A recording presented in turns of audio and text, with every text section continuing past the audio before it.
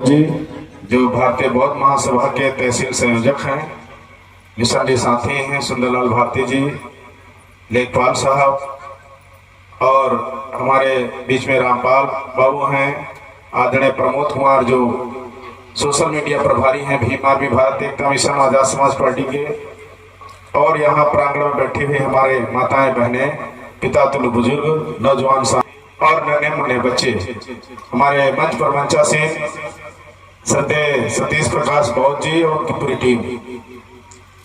ये कार्यक्रम जो गांव गांव हो रहे हैं, इन कार्यक्रमों का उद्देश्य क्या हमको नहीं पता है तो वो लक्ष्य की प्राप्ति नहीं कर सकते हैं।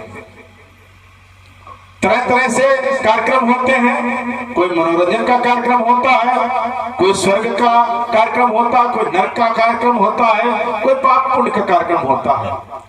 ये वर्तमान में जो महापुरुषों की गाथा, महापुरुषों का त्याग समर्पण आपके बीच में रखा जाता है गीत संगीत के माध्यम से, विचारों के माध्यम से, इसका भी क्या उद्देश्य है? उद्देश्य क्या है? महापुरुषों ने अपने सर्वोच्च निछावर क्यों कर दिया? बाबा साहब डॉक्टर बी.आर. अम्बेडकर की चार संतानें समाज के लिए कुर्बान हो गई। उनका बड़ा लड़का यशवंतराव अम्बेडकर के अलावा 4 बच्चे कुर्बान हो गए। रमेश खत्म हुआ, गंगाधर खत्म हुआ, बाबा साहब अपने लड़के को कफन नहीं दे पाए। हिंदू खत्म हुए, उसकी दवा नहीं करा पाए। राजरतन खत्म हुआ, उसको दफन नहीं कर पाए। इतनी मुसीबत झेल करके बाबा साहब ने समाज को आगे बढ़ाने के लिए एक नहीं 32 डिग्रियां उन्होंने देश विदेश में जाकर के भूखे रह करके प्राप्त करने का काम किया। वो डिग्रियां प्राप्त हुई।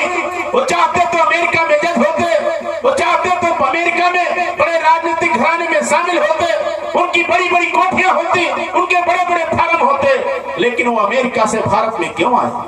अमेरिका से भारत में आए ये तबे कुचले कोनी काची अहिर गर्दिया तेली तमोली नाई मुंजी कहार सुनार साख सनी मौर्य कुसा चमार पासी नक्कन जड़बड़िया, ये समाज को आगे बढ़ाने के लिए भारत जो है विदेश का जो त्याग करके भारत में आए।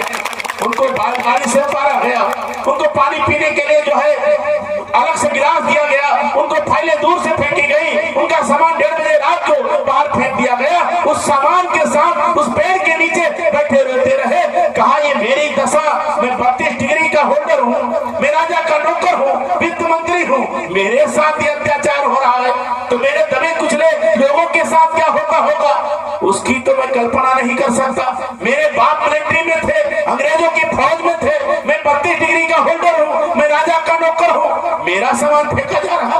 उन्होंने उसी पेड़ के नीचे बैठकर संकल्प लिया था कि मैं एक दिन ऐसी व्यवस्था करूंगा कि हमारे लोग भी शहरों में जाकर के बड़ी बड़ी कोठियां, बड़े बड़े महलों में रहेंगे। उसी की बदौलत तो है, उन्हीं के त्याग की बदौलत है। चाहे दिल्ली में हो, गाजियाबाद में, बाराबंकी में, लखनऊ में बड़ी बड़ी कोठियां हमारे लोगों की बनी हैं। जो नौकर हुए, जो बाबा साहब के प्रथम रास्ते पर गए, अपने बच्चों को शिक्षित किया, अपने भूख को कम किया, भूख सह लिया, कष्ट को बर्दाश्त कर लिया, कपड़े कम पहने, शराब नहीं पिया, अंधविश्वास में पैसा नहीं खर्च किया, उस पैसे को बचा करके खुद पढ़े, बच्चों को पढ़ाया, वो डॉक्टर, इंजीनियर, वकील, बैरिस्टर, डीएम, एटीएम बने और उनके मकान अच्छे मकान हैं, उनके जो है अच्छी गाड़ियां हैं। और जो लोग बाबा साहब के बताए हुए रास्ते से भटक गए, दारू शराब और जो है में मस्त हो गए, जुआ शराब में मस्त हो गए, मांस मदिरा में मस्त हो गए, आज गांव में बैठे हुए लेबरी कर रहे हैं। तो उनको सबके लिए रास्ता एक साथ खुला था, लेकिन हमको उस रास्ते पे चलना है। बहुत जल्द ही हमारे जो बाबा साहब के दिए अधिकार खत्म होने के कगार पर हैं। हम लोग तो मौज कर रहे हैं, लेकिन ये मौज ज्यादा देर तक नहीं होगी। इसलिए अभी भी समय है, जब तक स्कूल के दरवाजे, जब तक कार्यालय के दरवाजे आप खुलेगा, जो है भला नहीं हुआ। इस देश में अखिलेश यादव मुख्यमंत्री होते हैं, लेकिन उनका गाय के मुंह से आवाज धुलाया जाता है, उनको टोटी चेयर कहा जाता है। राष्ट्रपति होते हैं द्रौपदी मुर्मू, उनका शुद्धिकरण कराया जाता है। राष्ट्रपति रामनाथ कोविंद को मंदिर में प्रवेश नहीं किया कराया जाता है। हमारी क्या हैसियत है, औकात है? इसीलिए बाबा साहब ने कहा आपके जीवन में 2 घंटी बजेंगी, एक स्कूल की, एक मंदिर की। अगर आपकी ने स्कूल की घंटी सुन करके करके अपने बच्चों को स्कूल भेज दिया तो आपके घर में डॉक्टर, इंजीनियर, वकील बनेंगे और आपके साथ कोई जुल्म जाती नहीं करेगा। जो खोई हुई संपत्ति राजपाट आपको मिलेगा, सारे लोग अपने अधिकारों के लिए आपके पास आएंगे, नहीं तो हम अपने अधिकारों के लिए दूसरे के दरवाजे पर जाके गिड़गिड़ाने का काम करेंगे। बहुत बहुत धन्यवाद। आप लोगों ने बहुत संगीतमय तरीके से इस कार्यक्रम को सुन रहे हैं, समझ रहे हैं, अपने जीवन में उतारे, बचे हुए समय को, बचे हुए पैसे को जो है अपने बच्चों को पढ़ाने का काम करें। यही कार्यक्रम का मुख्य उद्देश्य है। इन्हीं बातों के साथ मैं अपनी वाणी को विराम देता हूं। एक बार जो कमेटी के लोगों ने ये सुंदर कार्यक्रम कराया है, इसके लिए आप समझते हैं ये कार्यक्रम ऐसे हो गया? अरे इस कार्यक्रम के लिए कितना लोगों को दौड़ना पड़ा।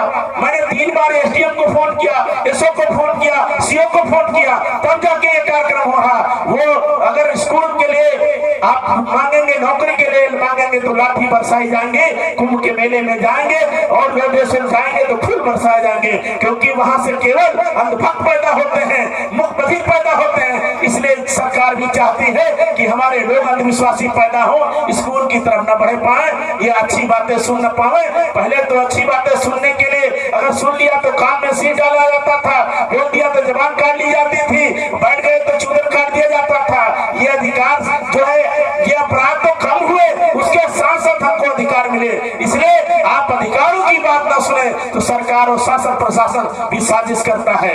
ये सारे लोगों के लिए है, चाहे घरों में बैठे जो यादव हो, पासी हो, मुर्मी हो, सारे लोगों के लिए है। बाबा साहब ने संविधान बनाया, इसलिए इंदिरा गांधी ने कहा बाबा साहब न होते मुझ जैसी महिला को प्रधानमंत्री बनने का अवसर प्राप्त न होता। तो इंदिरा गांधी के लिए भी धन्यवाद ज्ञापित करने के लिए जो है बाबा साहब के लिए शब्द नहीं थे।